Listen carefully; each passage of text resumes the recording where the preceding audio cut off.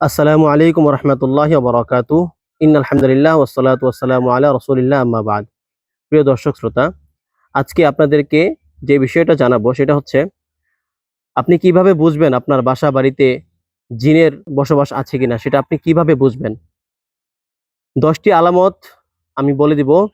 সেই 10টি যদি কোনোটা মিলে যায় বা একাধিক যদি মিলে যায়, তাহলে আপনি আন্দাজ করতে পারবেন বা বুঝতে পারবেন যে আপনার বাসায় জিনের আহ উপস্থিতি বা জিনের প্রভাব রয়েছে। সেই 10টি আলামত হচ্ছে: 1 নাম্বার, বাসাবাড়ির দেয়ালের মধ্যে হঠাৎ ফাটল পরিলক্ষিত হওয়া। 2 নাম্বার, প্রচুর পরিমাণে পিঁপড়া বা পোকামাকড়ের উপস্থিতি বেড়ে যাওয়া। 3 নাম্বার, পারিবারিক বন্ধন, ঘনিষ্ঠতা বা শান্তি নষ্ট হওয়া।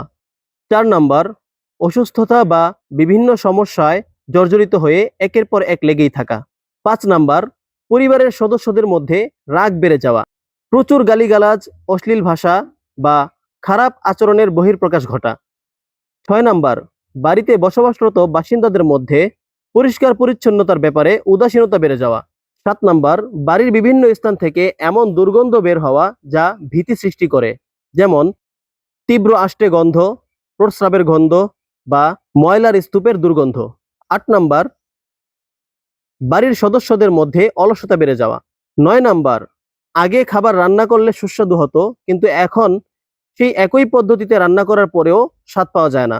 কখনো রান্নার সময় ঘ্রাণ হলেও খাবারের সময় ঘ্রাণ এবং স্বাদ দুটোই চলে যাচ্ছে এমন মনে হওয়া। 10 নাম্বার, বাড়িতে থাকা সদস্যদের মধ্যে হতাশা বৃদ্ধি পাওয়া এবং বরকত কমে যাওয়া। এই 10টা আলামত যদি আপনারা কখনো পেয়ে থাকেন বা তার বেশ কয়েকটা আলামত যদি দেখতে থাকেন, তাহলে বুঝে নেবেন আপনার বসবাসরত স্থানে জিন অথবা এই ধরনের খারাপ কিছুর প্রভাব রয়েছে।